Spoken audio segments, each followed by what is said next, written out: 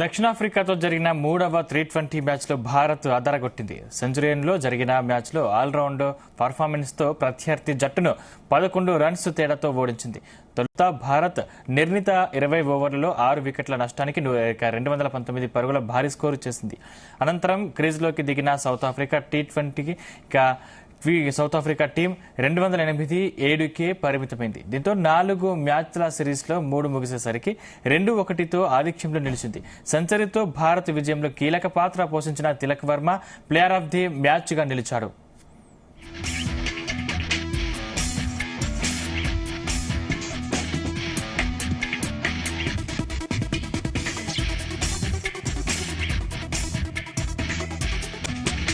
Toss ఓడి batting కు దిగిన భారత్ కు ఆదిలోనే సంజు శాంసన్ వికెట్ కోల్పోయింది. అభిషేక్ శర్మ, తిలక్ వర్మలు జట్టును ఆదుకున్నారు.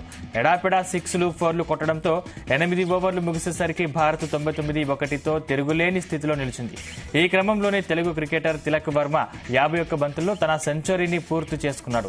భారత తరపున 23వ మ్యాచ్ ఆడుతున్న ఈ ప్లేయర్ తొలిసారి శతకం బాదాడు. అభిషేక్ శర్మ హాఫ్ సెంచరీ చేశాడు. దీంతో భారత్ 20 ఓవర్లలో 219 6 పరుగులు చేసింది.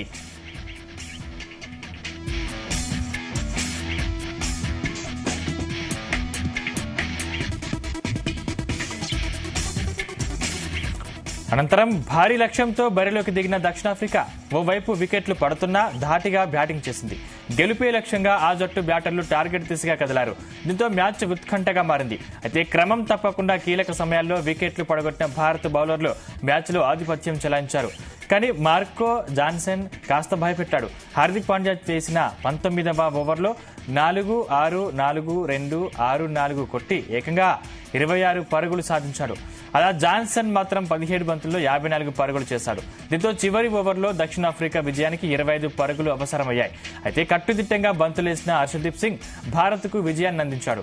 చివరకు సౌత్ ఆఫ్రికా 208 7 పరుగులకు పరిమితమైంది. ఈ మ్యాచ్ ఫలితంగా 4 మ్యాచ్ల్లో సిరీస్లో భారత్ 2-1 ఆధిక్యంలోకి వెళ్లింది. చివరిదైన 4వ టీ20 మ్యాచ్ శుక్రవారం జరగనుంది.